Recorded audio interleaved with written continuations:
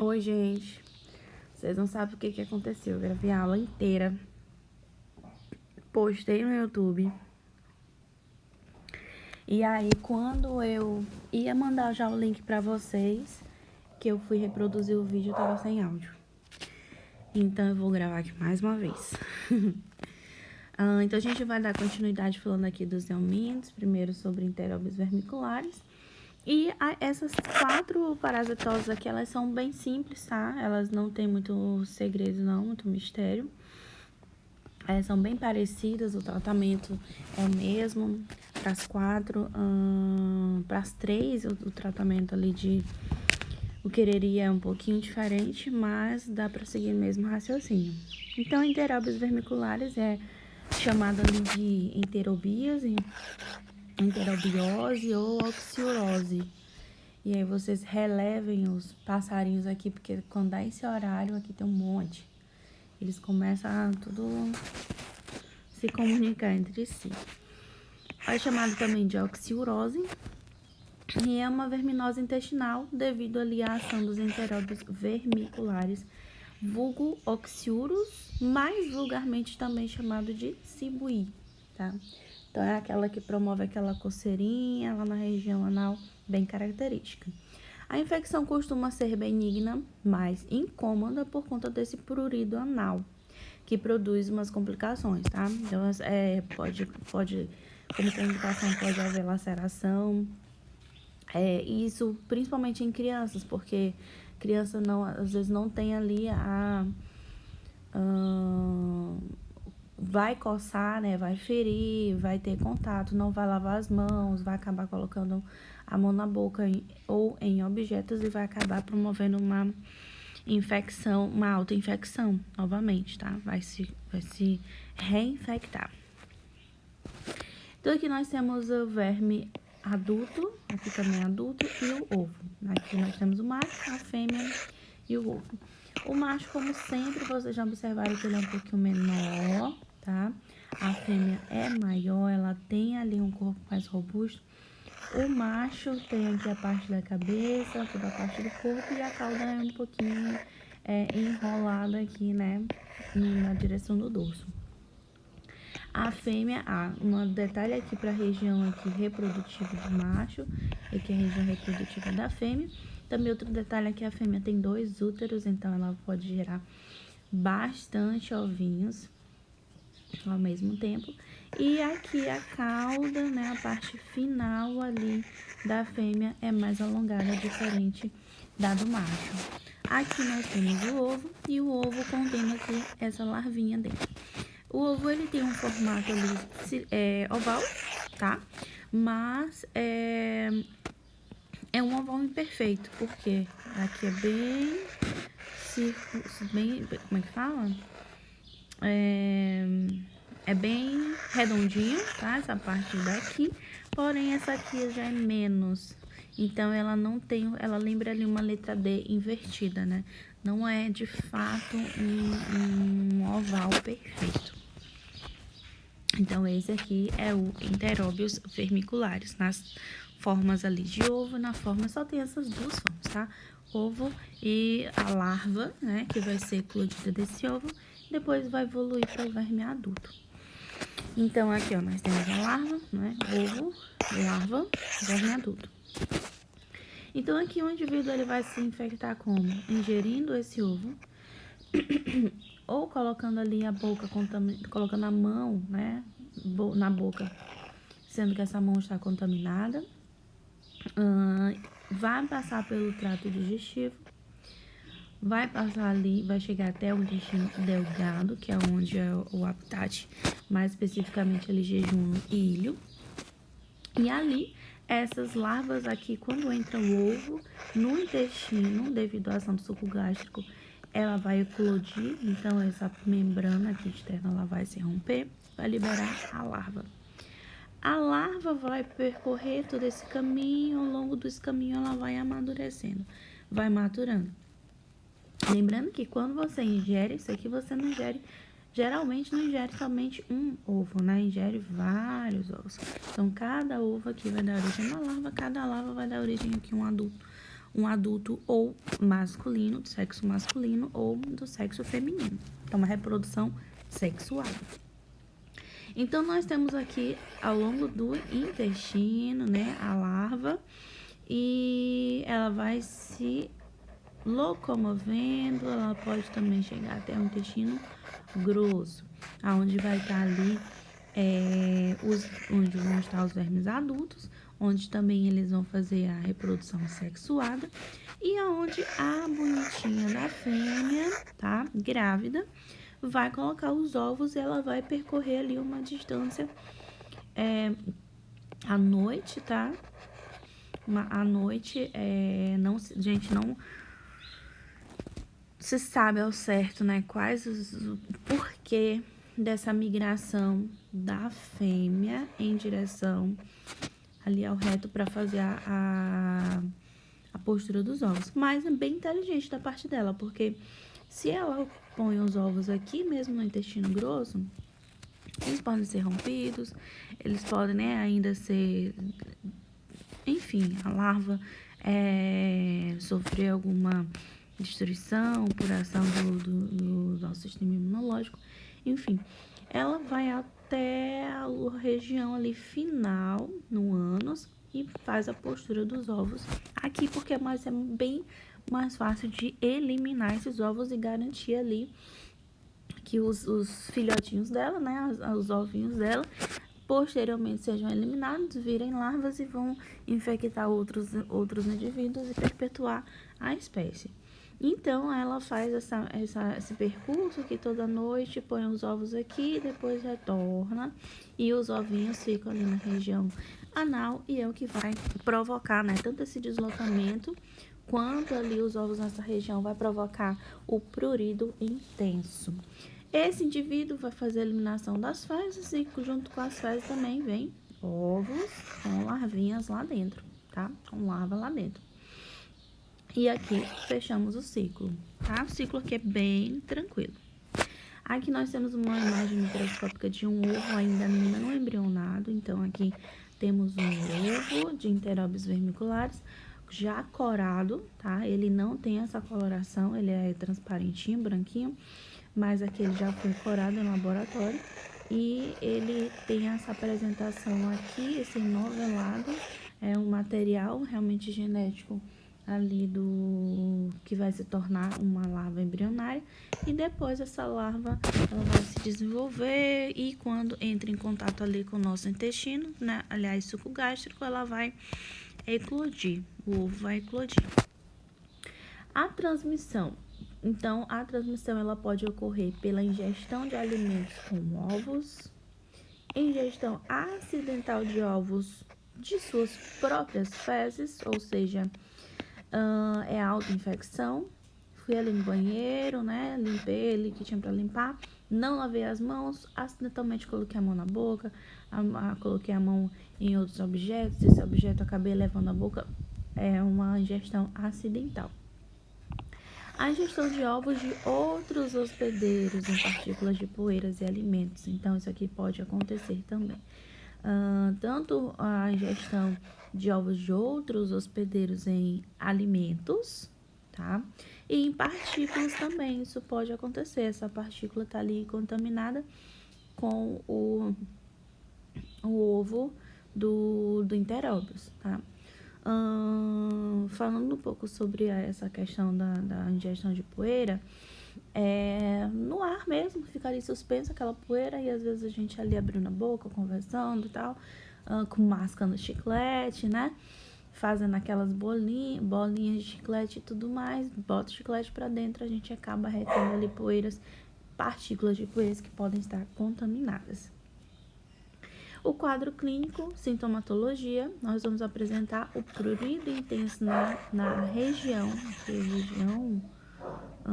anal, tá? Principalmente aqui no noturno, que é o momento ali de migração dos vermes adultos. Prurido em vagina pode acontecer também, e interessante aqui falar, gente, que esse prurido esse prurido na vagina e também o prurido na região ali anal e peri-escrotal, né? Aquela região entre o escroto, entre o testículo e o ânus, pode provocar comportamentos de masturbação, tanto em meninos quanto em meninas, né? Porque é uma região muito nervada, é uma região que tem uma sensibilidade, então começa a gerar aquele prurido, aquele formigamento, e aí induz, né? O corpo tem ali um reflexo de excitação, de uma estimulação, e pode ocasionar na masturbação, principalmente em meninas. A irritação da mucosa, tanto por conta dos enteróbios, dos ovos dos enteróbios em si, quanto por conta também da fricção pelo movimento ali da coceira. Dificuldades para dormir pelo mesmo motivo, pela migração das fêmeas grávidas e pela movimentação dos ovos. E enterite catarral, que é uma secreção mucoide abundante na região ali anal, tá? Então, quando você vai fazer esse limpar, fazer ali a evacuação, você acaba percebendo ali uma produção de um muco, que é chamado de enterite catarral. O diagnóstico é bem simples também. O diagnóstico clínico, ele é muito eficaz, porque falou em prurido anal, a gente associa, lembra muito do enteróbios. O exame de fezes, ele pode ser feito aqui tanto com o swab nasal. Na realidade, gente, esse exame aqui pelo swab, o intuito não é coletar fezes, mas é coletar material. Pode ser tanto muco, pode ser ali tanto simplesmente, né, não fezes em si, mas fazer um esfregaço ali na região perianal, e vai coletar ovos. Da mesma forma ao método de Graham, que é o teste da fita, que eu vou mostrar nessa imagem aqui para vocês. Nessa imagem tá mostrando aqui sendo realizado a partir de uma plaquetinha, mas pode ser realizado também com um tubo de ensaio. Então, como é que faz? Você pega uma fita normal, uma fita durex, tem gente que faz com fita crepe, mais indicado com fitas transparentes. Você vai utilizar o lado da aderência, né, do lado da cola para fora. Então aqui, ó, colocar na região perianal. Então aqui temos um tubo de ensaio e aqui tem a cola. Só que a cola, ela não tá colada no tubo, ela tá em volta do tubo. A parte da cola mesmo, ela vai entrar em contato com a região perianal, porque ela vai aderir, né? Ela vai permitir essa aderência ali dos ovos na fita. E em seguida essa fita, ela é colada na placa ali de vidro, na lâmina, tá? Então a fita é colada na lâmina e a lâmina vai seguir para observação no microscópio. E aqui eu deixei para falar sobre o tratamento só lá no final, porque o tratamento vai ser o mesmo para todas essas patologias. Aqui a gente vai falar sobre Ascaris lumbricoides. O Ascaris é lombriga, né? Popularmente falando. E esse Ascaris, a gente vai ter uma série de complicações. Tem uma evolução ali inicialmente benigna, porém tem complicações também, tá? Porque às vezes ela não é tratada e aí vai gerar uma série de complicações como vocês estão vendo aqui, um enovelamento de vermes adultos e causando uma obstrução intestinal.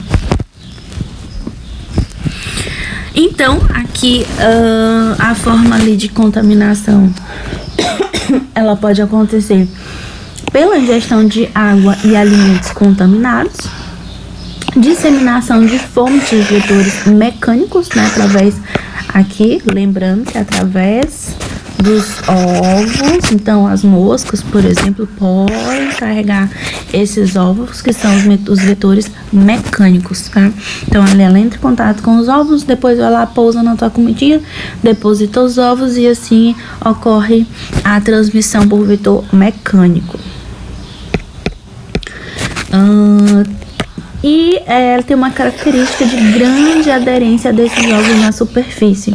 Então, tanto ali, principalmente, né, na natureza, no mato, no campo, em terra, em solo, tem uma grande aderência nessas superfícies. E esses ovos eles podem permanecer por longos tempos, por vários meses.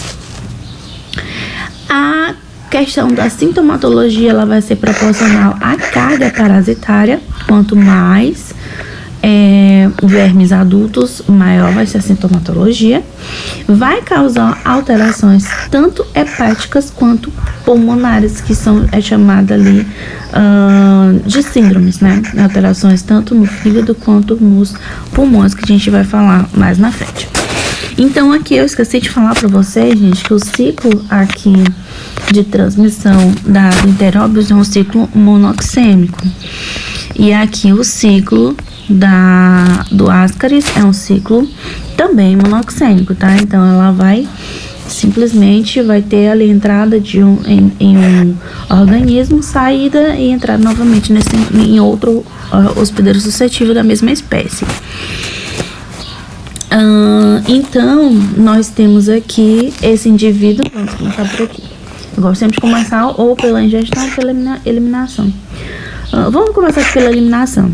Esse indivíduo aqui que está contaminado com a Ascaris, eles vão se reproduzir de forma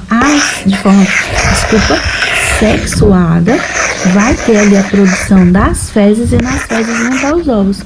Detalhe, gente, que esses ovos aqui, eles podem ser ovos não fertilizados que não vão se desenvolver, tá?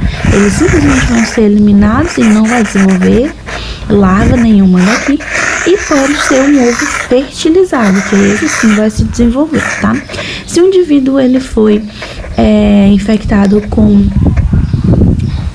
uma larva, né, um ovo, e desenvolveu somente uma larva e essa larva for fêmea, então o ovo aqui que essa larva for, tá, ele vai ser um ovo infértil. Então simplesmente ela vai ficar no teu intestino, vai liberar o ovo, não vai ter uma produção fértil.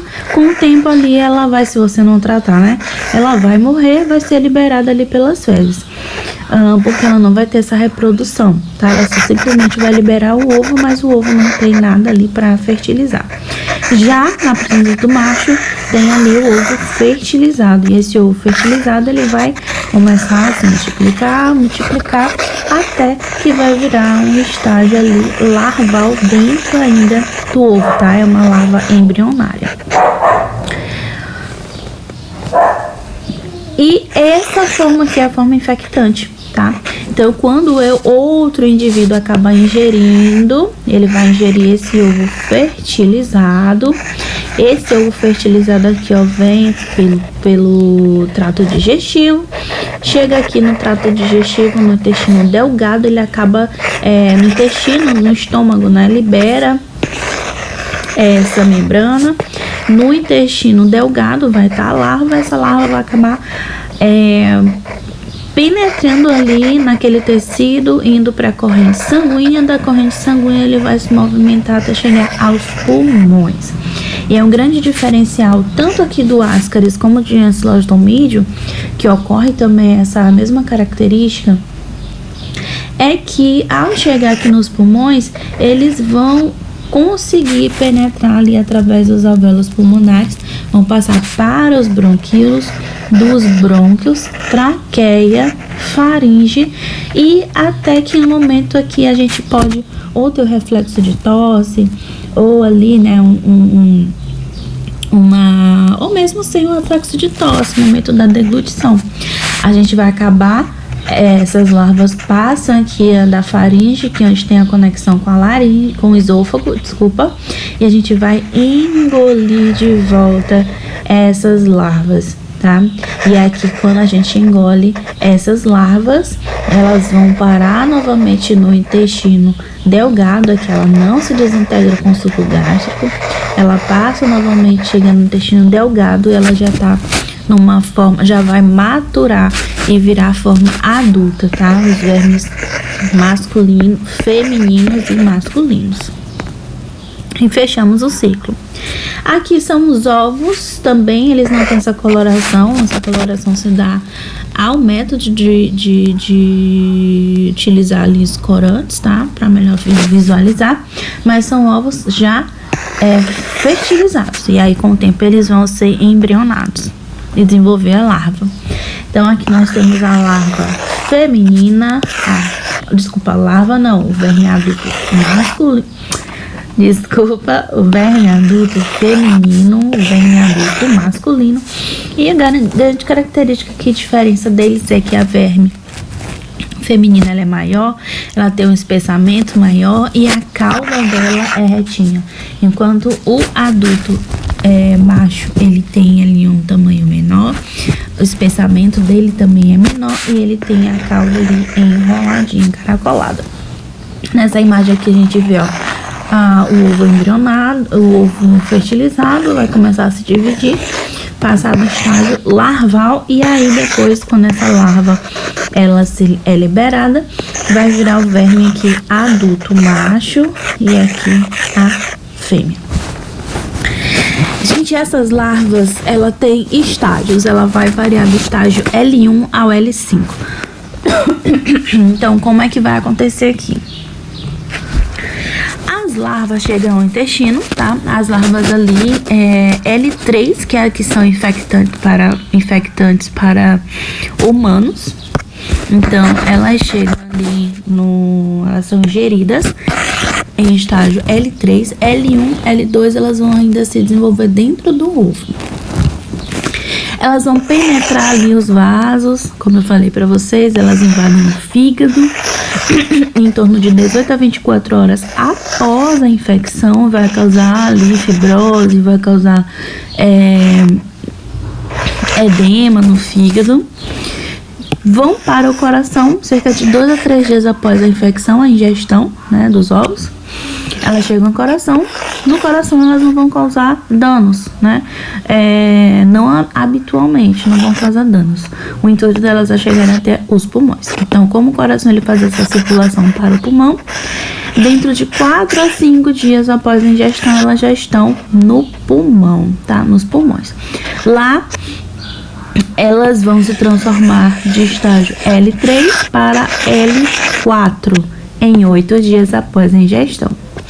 Rompem os capilares dos alvéolos e mudam para L5, certo? Quando elas sobem pelos brônquios, traqueia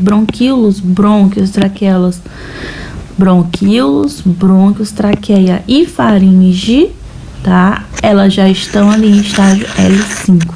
E aí sim elas são ou expelidas durante a tosse, ou então a gente acaba deglutindo elas novamente. E elas vão se tornar vermes adultos de 20 a 30 dias após a ingestão. 1 mês, verme adulto, tá? Agora, para a maturidade sexual, nós temos mais 1 mês. Então, a maturidade sexual, depois que ela se torna adulta, mais 1 mês ela se torna madura sexual, já pode se reproduzir.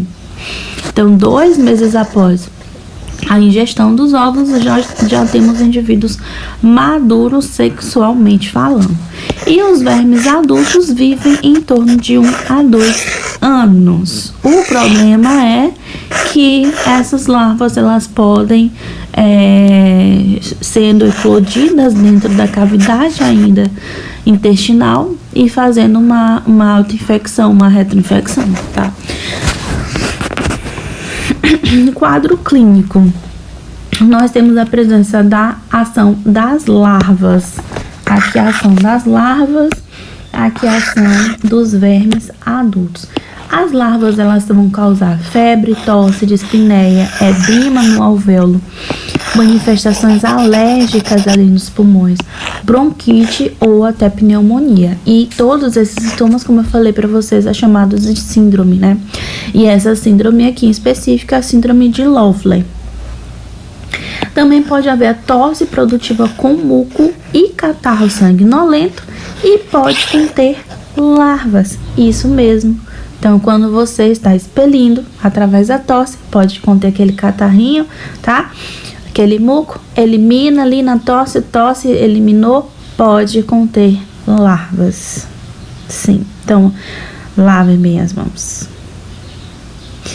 e joguem esse catarro fora. Os vermes adultos, eles já vão promover ação exfoliativa, tóxica, mecânica e localização ectópica. Na ação exfoliativa, eles vão se nutrir a partir do sangue e de nutrientes, vitaminas, e em específico que é vitamina A e C. E nesse caso aqui, gente, nós vamos observar a formação de pontos ali despigmentados na nossa pele, que são chamados de pano branco. Então, o pano branco, ele pode ter uma relação, claro, que pode ser uma micose, né? Pode ser causado por fungo, mas também pode ser causado por essa despigmentação aqui, por conta da carência das vitaminas A e C. Ação tóxica, como já foi falado ali em cima, os vermes, eles ainda, tanto em larvas quanto adultos, eles vão ter essa reação alérgica. Vão causar edema, vão causar também a urticária, né? Principalmente ali se tiver uma localização, se eles se migrarem, né, para uma localização mais próxima da derme. Ação mecânica, pelo enovelamento intestinal e obstrução. Então, pode acontecer esse enovelamento intestinal, juntamente com essa obstrução do intestino. E aí, gente, aqui é cirurgia para retirada. Faz ali um corte, né? Uma abertura. Retira o que tem que retirar, tá? Para fazer esse tratamento. Em casos, assim, extremos. Tá? Lembrando que o tempo de vida aí de cada um desses vermes é de 1 a 2 anos. Então, leva 1 a 2 anos para eles morrerem de forma natural, mas enquanto isso eles estão lá se multiplicando bastante. E aqui, gente, termino essa parte de ascaris com imagens belíssimas, que eu não consigo, às vezes, nem olhar direito, mas vamos lá. O diagnóstico, ele é feito a partir da pesquisa de ovos nas fezes. Como a fêmea do ascaris, ele tem a liberação intensa de ovos, então uma amostra de fezes sendo analisada vai dar ali, né, se o indivíduo tiver, facilmente vai dar a presença de ovos. Mas aqui nós temos algumas outras imagens do intestino repleto ali, ó, uma obstrução, ação mecânica, tá? Aqui um indivíduo, gente, que imagem. Um indivíduo aqui, ó, eliminando pelanos, tá? Ai, esse aqui houve procedimento cirúrgico para fazer a retirada. E essa aqui, gente, sinceramente, não sei dizer pra vocês se essa criança tá dormindo, se tá morta, né? Provavelmente ela está morta. E elas podem sair pelo nariz, tá? No momento que elas percebem que não tá mais chegando nutriente, o indivíduo realmente está morto, né? Ou até não, vivo mesmo, pode sair pela boca, ouvido, nariz, ânus, tá? Muito bonito, né? Vamos agora, então, para ancilostomídio. Ancilostomídio é bem parecido ali em alguns aspectos ao ascaris, certo? Os principais agentes etiológicos aqui da ancilostomose, que é a patologia causada pelo ancilostomídio, é ancilostoma duodenale e necato americanus. Essa doença, a gente também é chamada de amarelão, por conta da anemia causada principalmente aqui por conta do ancilostoma duodenale, tá? E um personagem importantíssimo aqui da obra Urupês de Monteiro Lobato, chamado Jeca Tatu.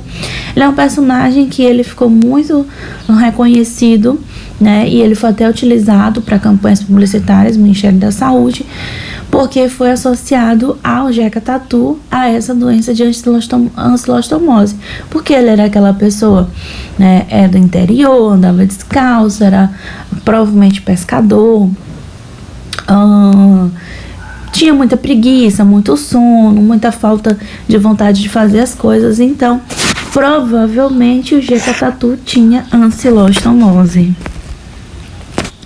Então, a espécie ancilostoma, tá? Ela tem um corpo cilíndrico, tem extremidades anterior curvada dorsalmente, vou mostrar na imagem. Tem ali uma cápsula profunda, uma cápsula bucal profunda. A ingestão, ela faz, gente, a ingestão de até 300 microlitros de sangue por dia. Tem 2 a 3 pares de dentes que vai ajudar na fixação. Coloração dela é rosácea amarelada.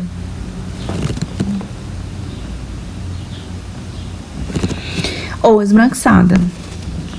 Então aqui nós temos algumas imagens. Essas aqui são pequenas ainda, vão se desenvolver. Só um minutinho.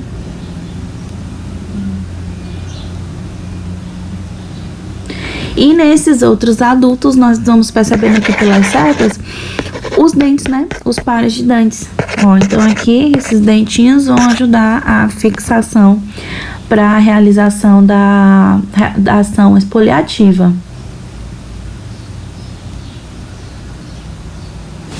Aqui, gente, outra espécie, aquela espécie aqui era a duodenale, Ancylostoma duodenale, e essa aqui é a Necato americanus, as duas que são mais que promovem, né, essa patologia.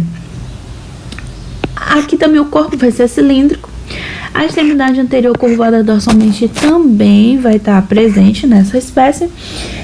Só vai ter uma diferença aqui na capacidade dela de sugar, né, de fazer ação de espoliar, de lá de 300 microlitros, aqui 60 microlitros por dia.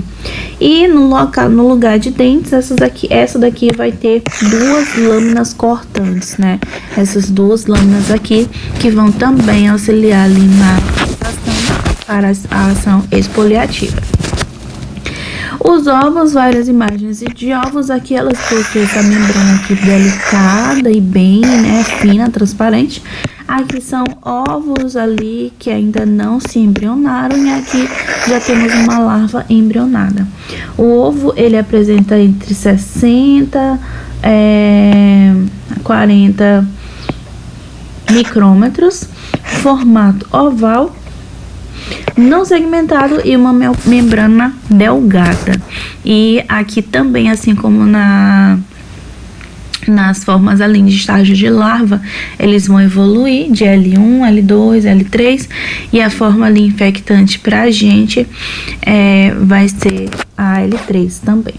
O ciclo aqui vai ser monoxênico, então o indivíduo, ele vai eliminar o ovo, tá? O ovo aqui, ele tá fertilizado, ele vai se transformar em larva.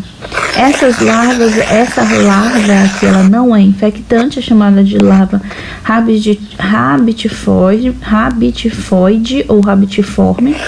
É uma larva não infectante para humanos, porém, ela vai evoluir e para uma larva filariforme. E essa larva aqui, então, é que vai causar ali a penetração. Existem 2 tipos de penetração. Penetração ali pela pele, mucosa, ou a penetração via oral, tá? Penetração ativa e penetração passiva. Vamos falar agora sobre isso. Aqui nós temos o macho e a fêmea. Macho menorzinho, fêmea maior, tá?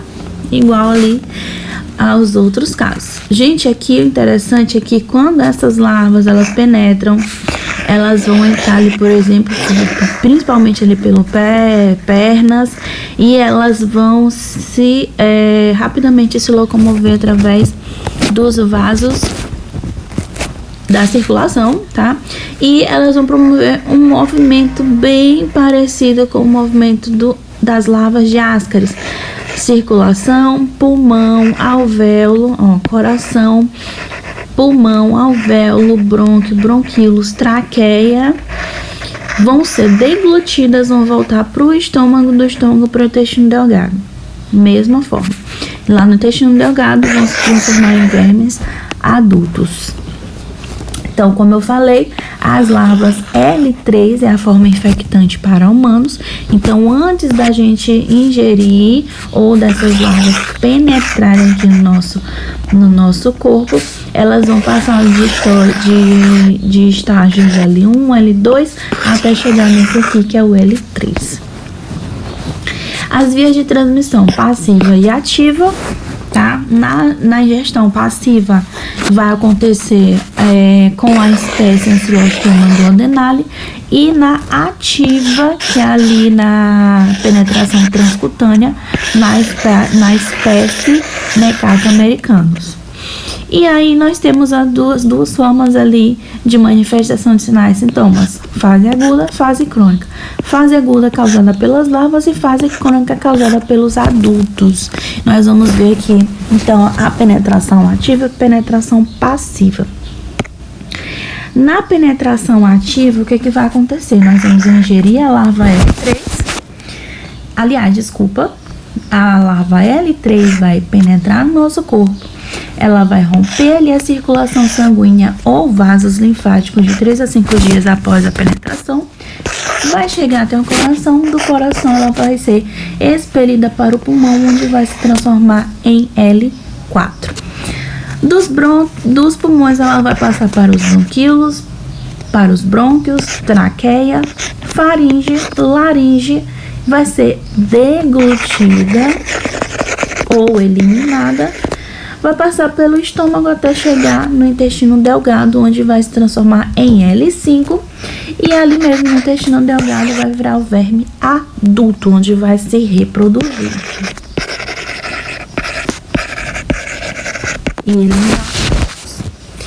Já que na fase de penetração passiva, lembrando que aqui ativa Necato.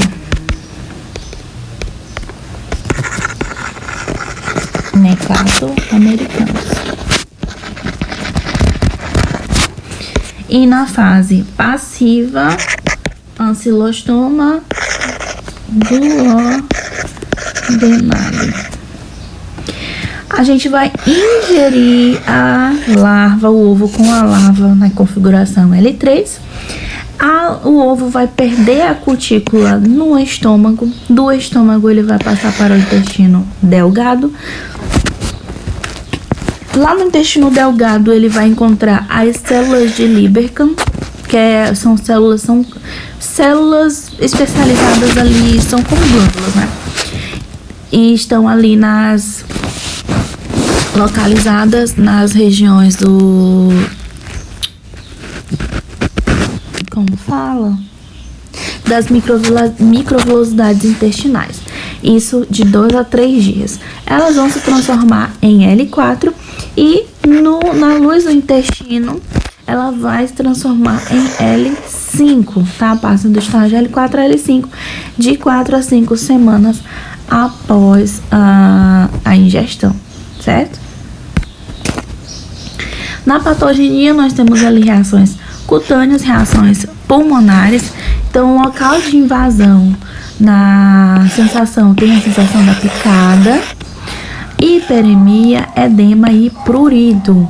E as alterações pulmonares, resultante ali da passagem das larvas pelos pulmões, bem parecido com na Ascaris, vai haver tosse produtiva ou não, né, acompanhada ali de febrícula. Pode ter a febre ou não. Já as alterações ali intestinais causadas pelos vermes adultos, nós vamos apresentar náuseas, vômitos, inapetência, alteração ali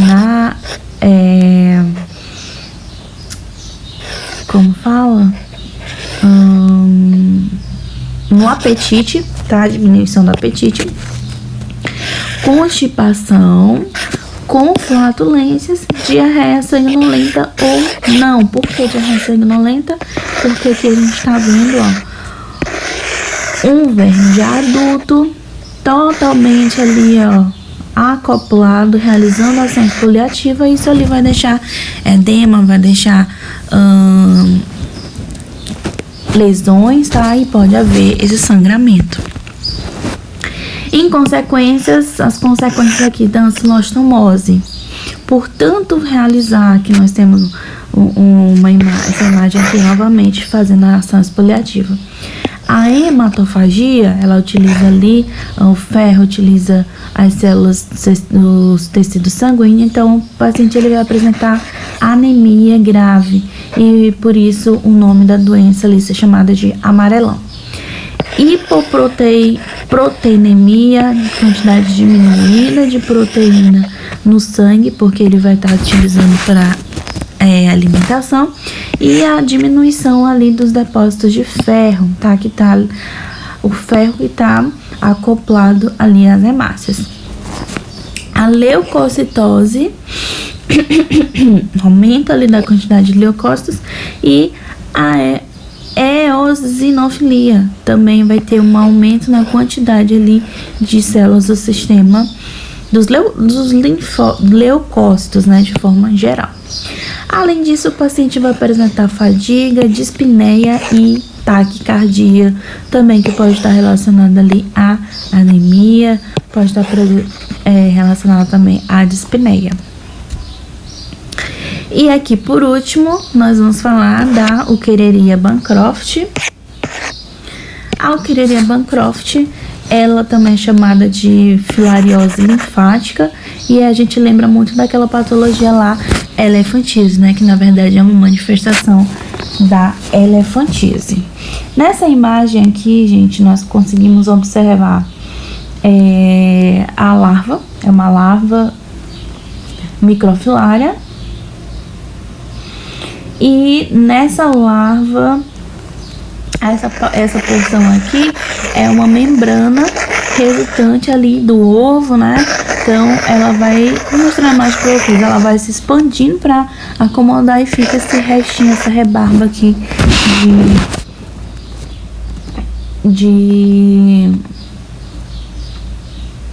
dessa membrana.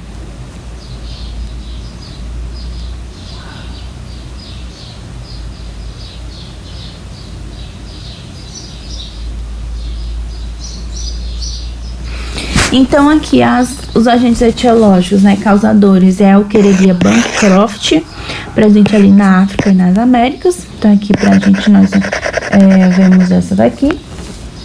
Mas também existe essa Bruguia malai no sul e sudeste da Ásia e Pacífico Oriental, e Bruguia timora, que existe ali na leste da Indonésia, ilha de Timor, tá?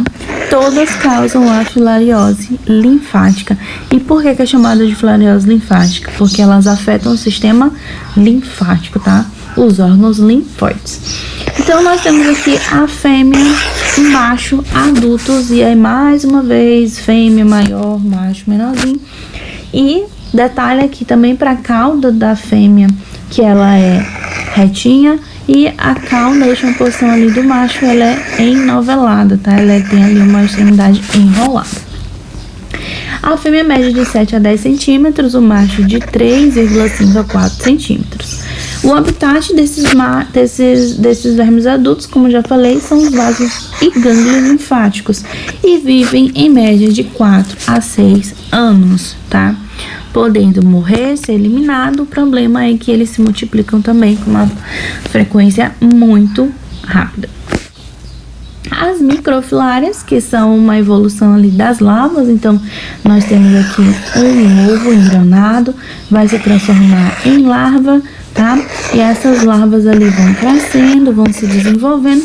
Então vocês vão percebendo que essa membrana que envolve esse ovo, ela vai acabar se acomodando ao tamanho ali das larvas microfilárias, tá? Então elas possuem essa membrana, é uma membrana também extremamente delicada e que funciona como uma bainha flexível, né? Como ali uma proteção. Então sempre fica aqui esse pedacinho ali daquela bainha sobrando, que vocês olharam nessa imagem aqui, ó. O ciclo aqui é um ciclo heteroxênico, porque vamos ter a presença do vetor, que é um mosquito da espécie Culex. Aqui já é um pouquinho diferente, não vai ser eliminado através das fezes, tá? Vai ser eliminado através da corrente sanguínea. Então, esse indivíduo aqui que está contaminado, ele está infectado com larvas microfilárias. O mosquito Culex, quando ele pica, faz o reparto, ele acaba capturando essas larvas, tá? Essas larvas aqui microfilárias. As larvas microfilárias no interior, elas vão evoluir ali para um estágio larval L1, L2, que não está mostrando aqui, até o L3. E mais uma vez, o L3 é o estágio que vai causar infecção em humanos. Então, esse mosquito da espécie Culex, ele vai guardar essas larvas aqui L3, e quando ele pica um outro indivíduo suscetível, é quando ele faz ali o repasto e acidentalmente ele não inocula, mas as larvas elas ficam ali próximas e aproveita o ponto ali da picada para adentrar no organismo. Então essas larvas aqui, elas vão rapidamente se locomover para tecido, para vasos ali, tanto vasos sanguíneos quanto vasos linfóides, e vão começar a achar e causar essa infecção ali nos linfonodos, que são chamados de gânglios, né, linfáticos, e também aqui nos vasos linfáticos. E aqui nós temos também a versão masculina e feminina, e a larva que é o resultado aqui da reprodução sexuada. O vetor, principal vetor, é o transmissor por excelência aqui, é o mosquito, tá? Da espécie Culex,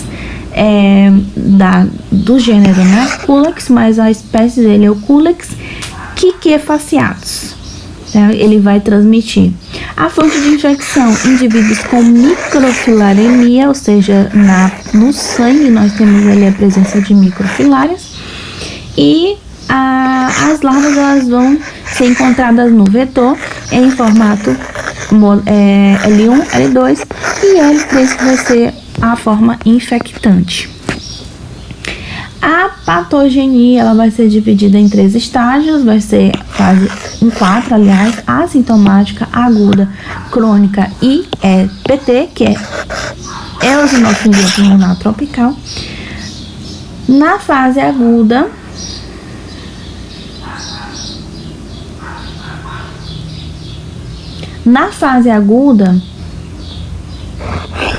nós vamos apresentar aqui adenites, linfagites e hidrocele. Sem querer.